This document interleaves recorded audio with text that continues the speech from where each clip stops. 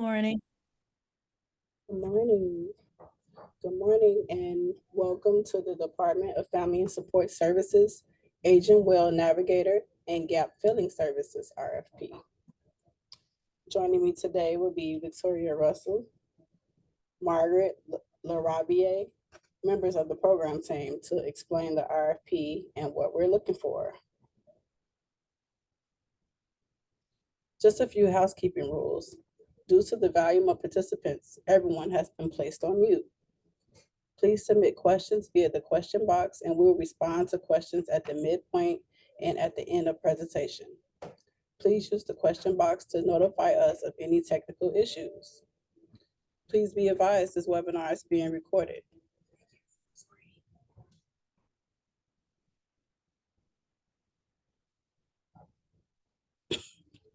Let's see.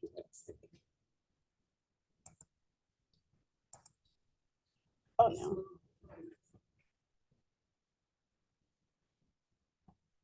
Please use the question box to notify us of any technical issues.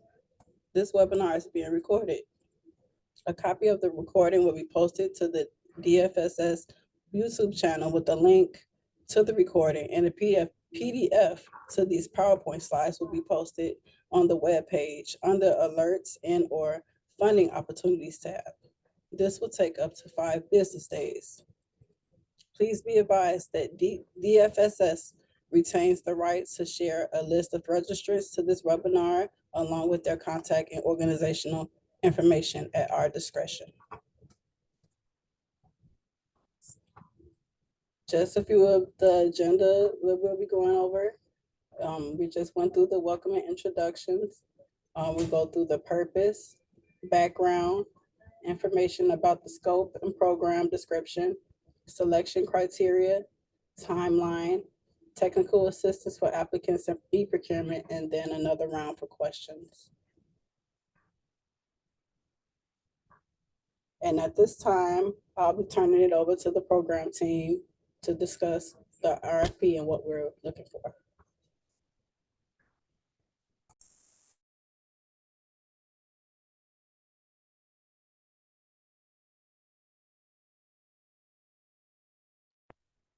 Hi. All right. Margaret, would you like to start? Oh, okay, you're still on mute. Well, I'll just say good morning to everyone and welcome to the webinar. We appreciate the time and attention that you are taking to this. As we just did an overall of what the webinar will look like, Victoria will now go through the presentation. Well, welcome. First, we wanted to start with our mission for the Department of Family and Support Services. We work with community partners and we connect Chicago residents and families to resources that build stability, support their well-being, and empower them to thrive. Our priorities are to deliver and support high quality, innovative, and comprehensive services that empower clients to thrive. We collaborate with community partners, sister agencies, and public officials on programs and policies that improve Chicagoans' lives and advance systematic change. We inform the public of resources available to them through the Department of Family and Support Services and its community partners. And we also steward DFSS's resources responsibly and effectively. All right. The Department of Family and Support Services has 7 divisions.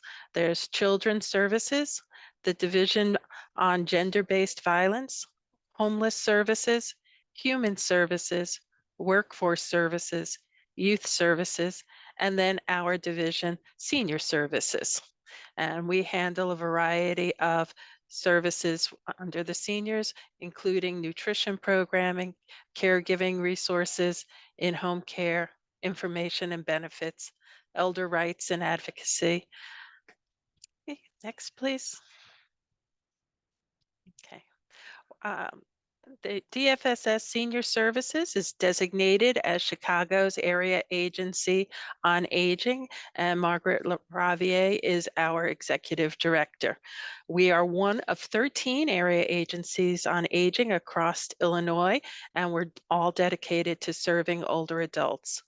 We advocate, plan, coordinate, and fund services for older adults, serving those in the greatest economic need, living alone, and at risk of institutional placement. The primary goals of the Area Agency on Aging would be supporting independent living for as long as possible, ensuring that those who reside in institutions are treated with dignity and care, and guaranteeing older adults have access to accurate information to participate in public policy. Some of the services for older Chicagoans and caregivers would be 311 is the main access point, and that is how people get in touch with our information and assistance team. And through that, it's a gateway to information, referrals, assessments, and services for older adults and their caregivers. We also have the state care coordination units and community care program services that can be accessed by calling 311, and older adults can benefit from long-term supports for specific needs, including assessment for ADM, home aid, adult day, nursing facilities, etc. And so you could either call 311 or the other direct phone number is 312-744-4016. And then we've also made it possible for people to email us and go directly to our information and assistance line by going to aging@cityofchicago.org. Okay. Just to give you an overview of the senior services that we provide, as I mentioned, we have the information and assistance line. People can apply for benefits, including Medicare, and or get information on benefits, including Medicare enrollment. They can also have assistance with applying for license plate discounts, senior ride, free bus passes, or they can get in-home and support services like home delivered meals, short-term or heavy-duty chore, caregiver programs, grandparents raising grandchildren, senior well-being checks and intensive case advocacy support. There's also elder rights, legal and protective services. Also, you could get volunteer and social isolation programs such as the Senior Companion Volunteer Program, the foster grandparents, caregiver training like the Savvy Caregiver Program or stress busting, and also apartment managers can receive training through our Creating Dementia Friendly Buildings program. Next. Okay, but to get specific to this request for proposal, the AgeWell Navigator and Gap Filling RFP seeks proposals from qualified organizations who have experience providing benefits and social service resources, like gap filling services and other relevant supports to adults 60 years of age or older. The Chicago Department of Family and Support Services Senior Service Division seeks to provide aging well navigator services through contracted agencies in 4 regions across the city. However, this is a re-release of the RFP, and therefore for this RFP, we're only asking for people who want to apply for Region 1, the northern section, or Region 3, which is the near south side. Interested agencies will identify resources and services needs for clients 60 years of age and older living independently in selected apartment buildings. Additionally, agencies will provide gap filling assistance to seniors experience a crisis with an immediate need for financial support. Okay. Now, I just mentioned the 4 regions for this RFP. So the purple one is Region 1. We're asking for people to apply for that region, or Region 3, which is shown here in green. Next. Okay. To give you a little background on the RFP, we expect Chicago to grow from approximately 484,333 people in 2020 to nearly 558,340 people in 2025. So the data trends within the older adult population reveal that more and more seniors will live alone and struggle economically as they seek to age in place within their homes and communities. In 2021, 80,613, or 16.5% of the total population in Chicago, had incomes below the poverty level, an increase of 34% from 2010. Currently, the annual median income for Chicago households headed by seniors is 38,118. By comparison, the overall median household income in Chicago is $65,781. Thus, some seniors are confronted with difficult lifestyle choices as they grapple with limited financial resources, as the cost of living within the city and costs associated with aging constantly rise. So, with the Age Well Navigator program, we seek to address the diverse needs of older adults by meeting them where they live and bringing information and material and resources to them as they seek to age well and with dignity. The goal is to support senior well being by connecting seniors to resources, benefits, and services that'll help improve their quality of life, particularly within traditional underserved communities, as well as to assist seniors with safely living independently in their homes and communities for as long as it's possible to do so. The current state and priorities for improvement. Well, for many seniors age 65 and older, their primary means of support is Social Security.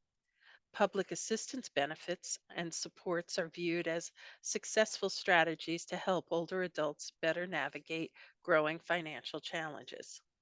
Unfortunately, 63,985 seniors in Chicago over the age of 60 years and above, below 138% of the poverty, did not receive any public assistance benefits, including any public assistance income, SSI, or SNAP benefits in 2021. So, relatedly, approximately 14,969 seniors age 60 years above who are also below 138% of the federal poverty level are not utilizing some form of public health insurance coverage. One segment of the older population, age 85 and older, is growing faster than the overall senior population in Chicago. So by the end of 2023, those 85 and older are expected to increase by 7% and triple by 2060. The growth among this segment of the population is expected to necessitate a corresponding increase in economic assistance, in home assistance, and caretaker support.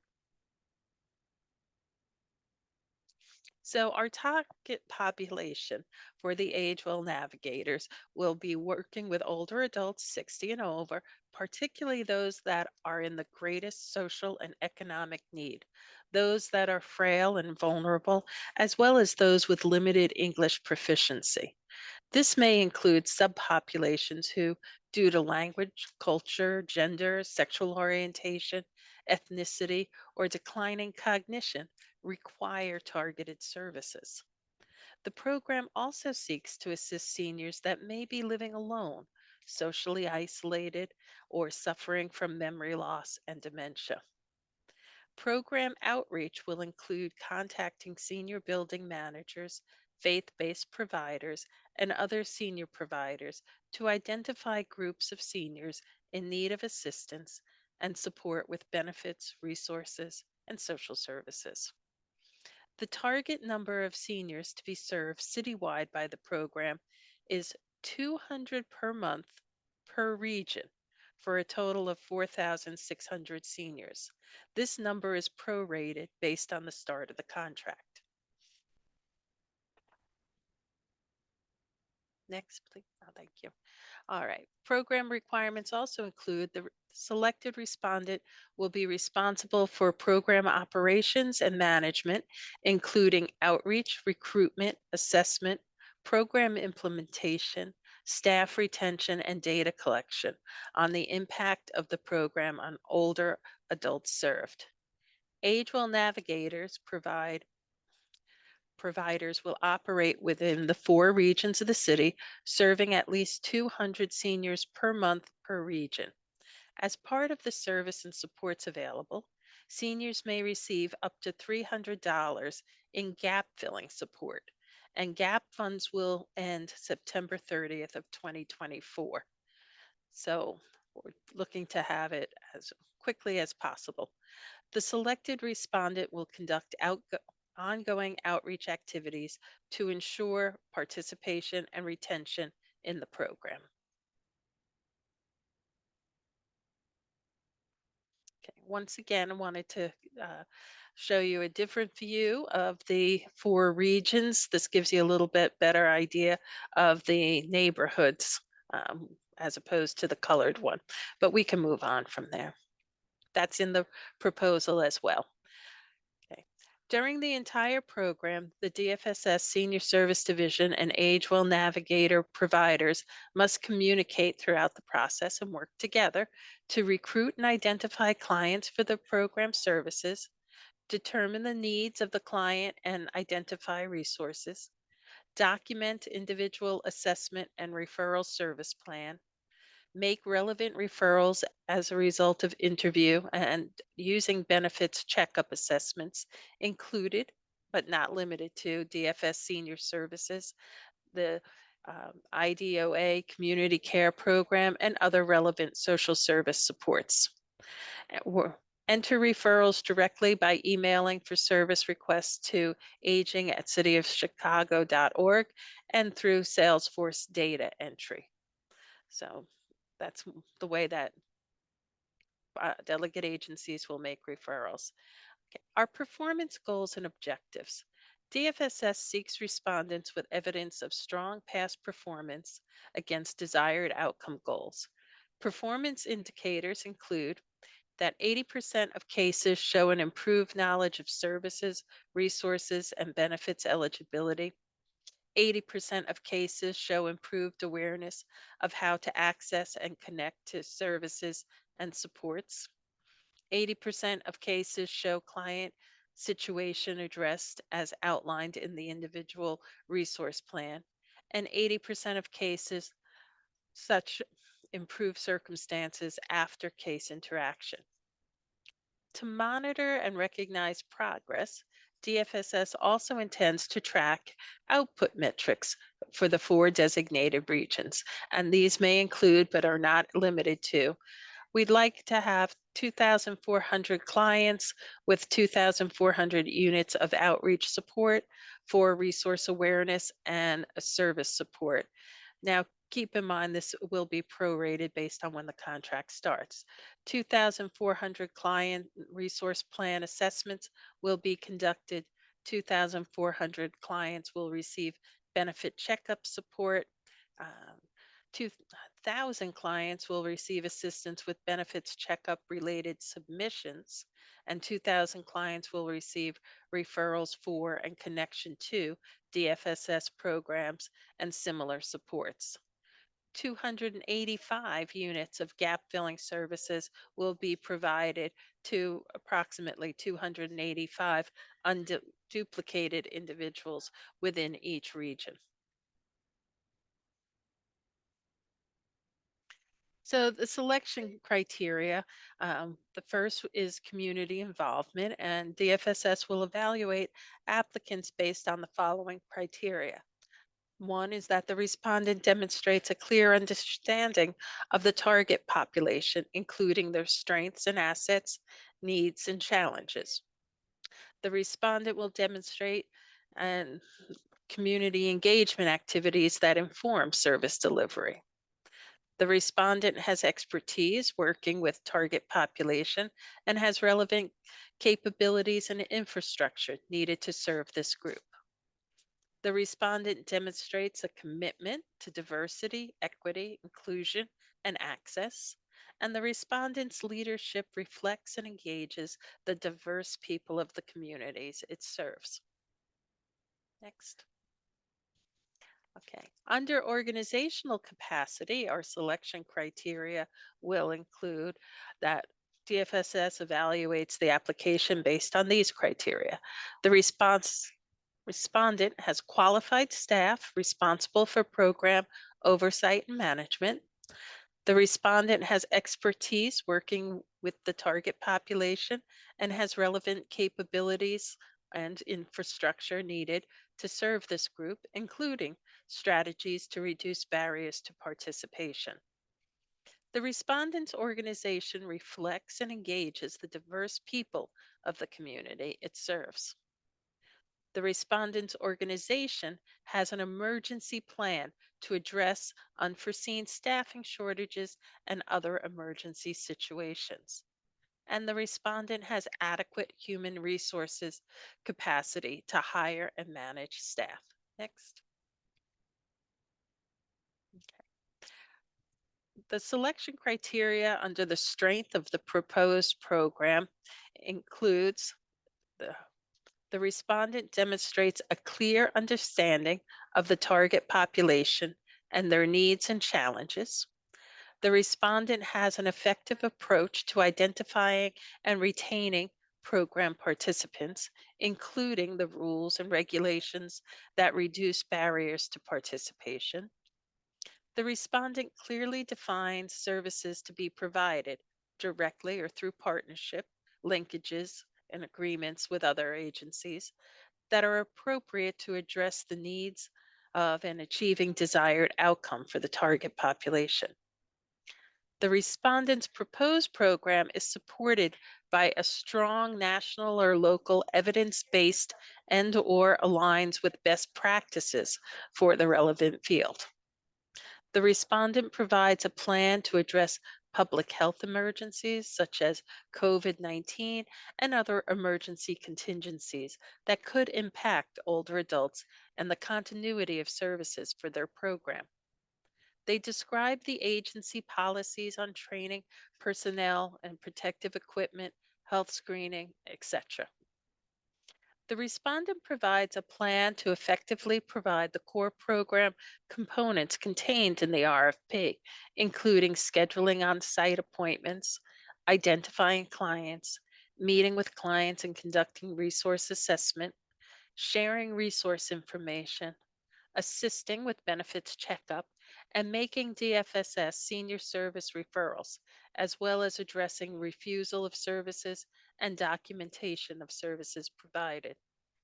The respondent provides a specific plan to engage community supports to optimize the success of serving the client and provides examples of how support will be leveraged. Next, thank you. The selection criteria under performance management and outcome includes the respondent demonstrates evidence of strong past performance against desired outcome goals and performance metrics or other notable accomplishments in providing services to the target population.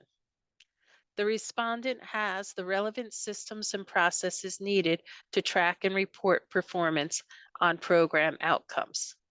And the respondent has experience using data to inform, improve its services or practices. The respondent has the relevant system and processes needed to collect and store key participant and performance data.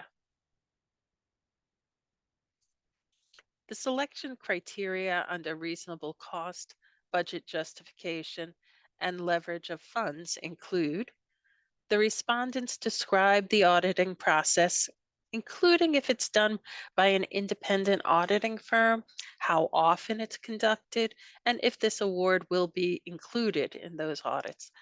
The respondent leverage is other funds and in-kind contributions to support total program and administrative costs. Examples would be whether there's state, federal, foundation, corporate, or individual donations. The respondent has the financial ability to distribute gap funds before reimbursement, and the respondent has the fiscal capacity to implement the proposed program, including a description of how program expenditures are monitored, what fiscal controls are in place, and how records are maintained and stored. The respondent demonstrates reasonable implementation costs and funding requests relative to its financial and human resources. The proposed budget supports the proposed scope of work or the work plan.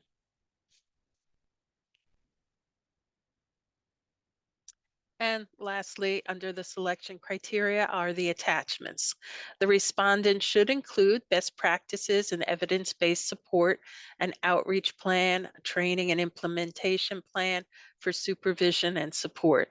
Models may include paid, volunteer, in-kind, professional, and lay persons.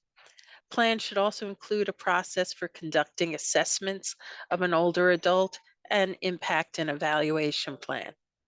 Be sure to attach the reports, studies, and documentation that show performance toward reaching the program goals and demonstrate the results and accomplishments. Be sure to attach key resumes or resumes for key staff that are overseeing the program. And be sure to attach your budget for this program on the required form. Please make sure all program requirements are addressed. So with the evaluation process, proposals will be evaluated on the strength of the proposal itself and the responsiveness to the various selection criteria.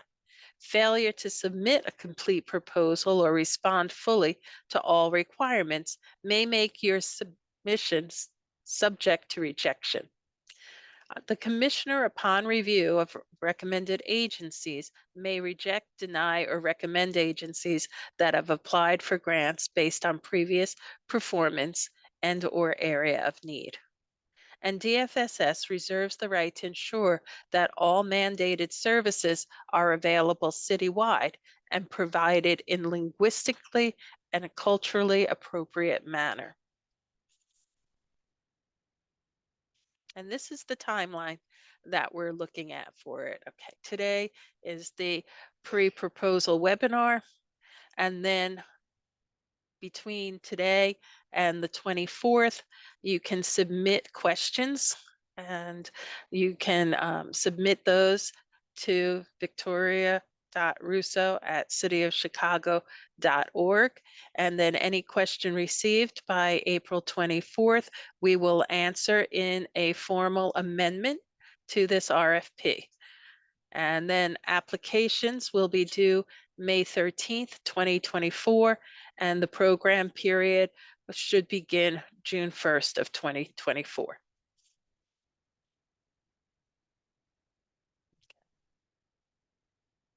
So budget or cost proposals. The term of the contract for the RFP is going to be June 1st, 2024 to December 31st, 2024, with the possibility to extend.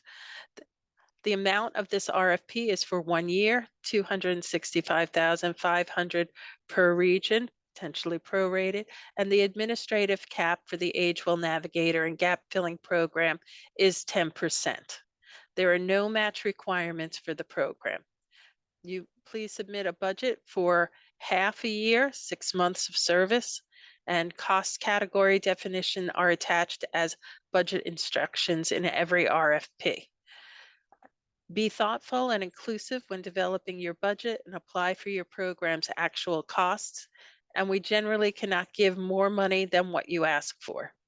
Use the reasonable cost question on the application to discuss how to determine the costs reflected in the budget.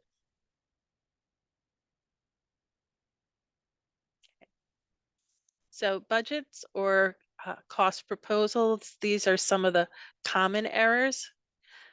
Common mistakes we see on budgets are that people uh, don't properly calculate the fringe benefits, so check your calculation. With supplies, there are frequently under or over budgeted for. With client assistance, if this is appropriate and allowable cost, don't forget to include it. Make sure your job description titles and your job description uploads have the same title. Also put a brief description of the job in the budget document itself if you have not discussed it specifically in your application. Put your budget in the appropriate column and show your match, if any. Okay, so once again, applications are due May 13th, 2024 by noon. All city RFPs are due at noon, which would be Central Time. Are there any questions? I see we have one question in the question box. It says 2 regions, not 4. Please clarify. There are 4 regions that we're serving. However, this is a re-release of the proposal. So we've already appointed or selected delegate agencies for Region 2 and Region 4. That's why the re-release is only asking for Region 1 and Region 3. So anyone who was already selected or who applied previously can also apply for the remaining selections. Or you could apply for both Region 1 and Region 3, except each region you want to apply for needs a separate application. We will break for another round of questions towards the end of the webinar. If anyone has any other additional questions. We're about to delve into the application tips. The first thing we want to stress is to start early and save often. If you have never done business with the City of Chicago, register into iSupplier or eProcurement ASAP. Review RFP narratives and application questions closely. Remember, they align with the scope and selection criteria. Use the information in the RFP for guidance in formulating your answers. There's a 4,000 character limit, which includes punctuation and spaces. Each response is allotted 4,000 characters. Please, whatever you do, do not use the back button on your browser. Again, if you start early and save often, a lot of these issues can be avoided. Just a few tips in working in e-procurement.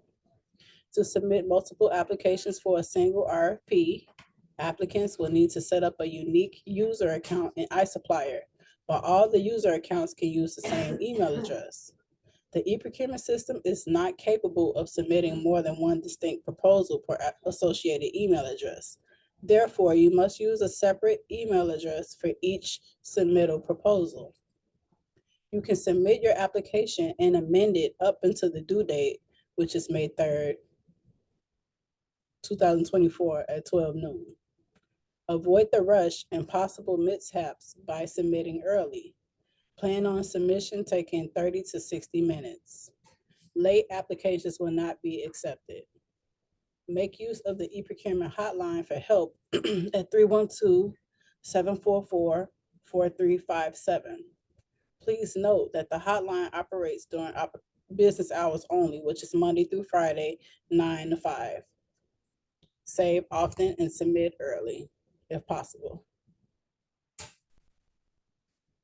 New agency requirements. Provide articles of incorporation or any amended articles of incorporation. IRS affirmation letter for non-for-profit agencies only. This letter must be dated within 60 days of submittal.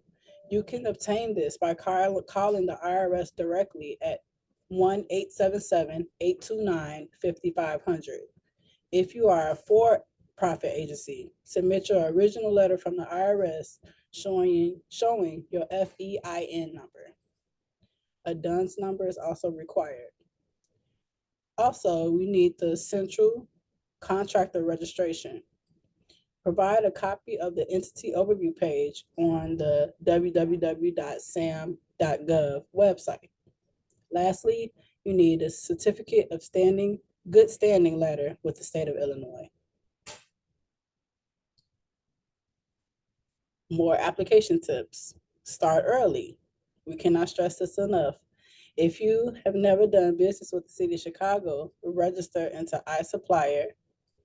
Remember to review the RFP narratives and applications questions.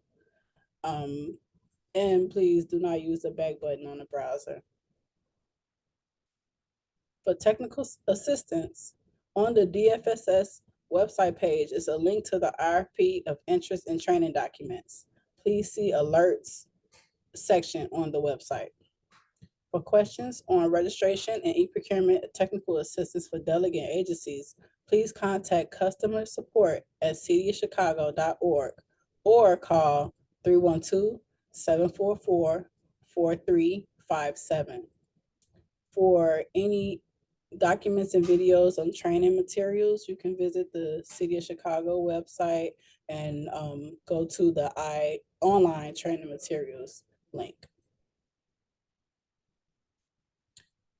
Now we're going to go into entering your response and accepting the amendment.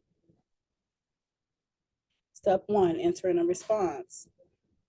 Select quote, create quote on the drop-down menu in the actions box and click on go. This will take you to the applications page where you can get started. If the RFP you are interested in has been amended, you will need to acknowledge and accept the amendment to start and submit a response. To accept the amendment, click on View Amendment History, which is here. Step 2, how to actually accept an amendment. To begin the acceptance and acknowledgement process, follow these steps after clicking View Amendment History. Number 1, click on the document number. Number 2, click on the infinity or eyeglass icon to review the amended changes to the RFP. Number 3, click on the Acknowledge Amendments button to acknowledge receipt and understanding of these changes and proceed. By acknowledging the amendment, you are indicating you are aware of the changes being made to the RFP in the amendment. Step 3, when you get to this screen, click on the I accept checkbox and then click on Acknowledge. Then click on Yes to indicate that you confirm your acknowledgement of the amendment. Step 4, finally, 1, click on the checkbox that you accept these terms and conditions, and then 2, click on Accept to actually accept them. This is the final step in acknowledging and accepting the amendment. How to submit an application. When you are ready to submit, start by saving your draft one last time and then click Continue. If you are missing information, you will be given an error message at the top of the page. Usually the error message directs to something left undone in the application. In the last slide, the error message indicated that the lines found under the Lines tab had not been filled out. So this error message is often very helpful for applicants. Step 4, in this example here, the error is about an unanswered question in the application or the requirement section. The quote value refers to, in your case, a missing answer. Once your application is free from errors, you are ready to proceed and submit. At this point, clicking Continue should put your application into the review and submit phase.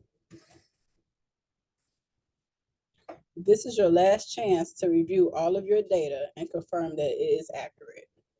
Check your attachments and scroll to the bottom of the screen to see all of your responses. At the bottom of this screen, you will be asked to provide an electronic signature. Be sure to fill in the signature before checking the box. and then you can finally click submit. Please make sure you see this submittal confirmation screen. The e-procurement system will send a confirmation email within 24 hours of your submission. Please call or email me if you desire confirmation prior to then.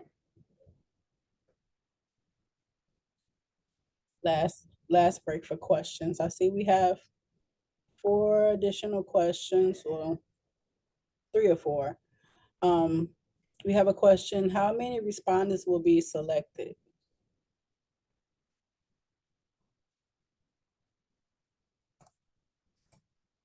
Victoria, you're on mute. Thank you. We expect to select one delegate agency for each of the 2 regions. So one delegate for Region 1 and the whole region, and one delegate for Region 3. Thank you. The next question is: how much of the $132,750 is the gap filling of $300 that goes to the older adult, or is the gap filling of $300 per participant separate? It's separate from the amount that will be spent for the Navigators to do the outreach, and that will be $85,500 in gap filling. 10% of that can be used for administrative costs for handling the gap filling program, and then the gap filling funding will end September 30th. So try and get as many people that are eligible for the $300 early in the program. And then lastly, I think this is just more of the same of what was asked earlier. How many agencies will be selected for each region? Right, one delegate per each region. And all of the questions and answers will be compiled and posted as an amendment to the RFP. Correct. So if anybody has a question, they can either put it in the question and answer part now, or they can send it to me via email at victoria.russo@cityofchicago.org. And anything that's received by the 24th will be entered into the amendment, which will come a few days after. And again, for more information, please reach out to Victoria for program questions, and for any non-programmatic questions, like if you have questions regarding e-procurement and how to submit your proposal, please reach out to the e-procurement hotline at customersupport@cityofchicago.org, or you could call Monday through Friday, 9 to 5 at 312-744-4357. Thank you. And that concludes the webinar for Agent Well Navigators and Gap Filling Services. Jillian, Yes. I think we had one more question that was put into the chat. Okay, yes. One more question. It says, as a new vendor applicant, is there a sample budget we can refer to? Well, there's the form on there that you can apply, just filling out the form, but are there particular samples? I'm not sure. Jillian, do you know? Otherwise, we will put that in the amendment. Yes, we do have the budget template attached as an attachment to the RFP. But we will try to answer this in the amendment. I'm sure that the you're referring to the budget template. That should be helpful for you. And if that is the last question, that will conclude our Agent Well Navigator and Gap Filling Services webinar. Everyone have a nice day. Enjoy the rest of your day. Thank you. Yes, thank you.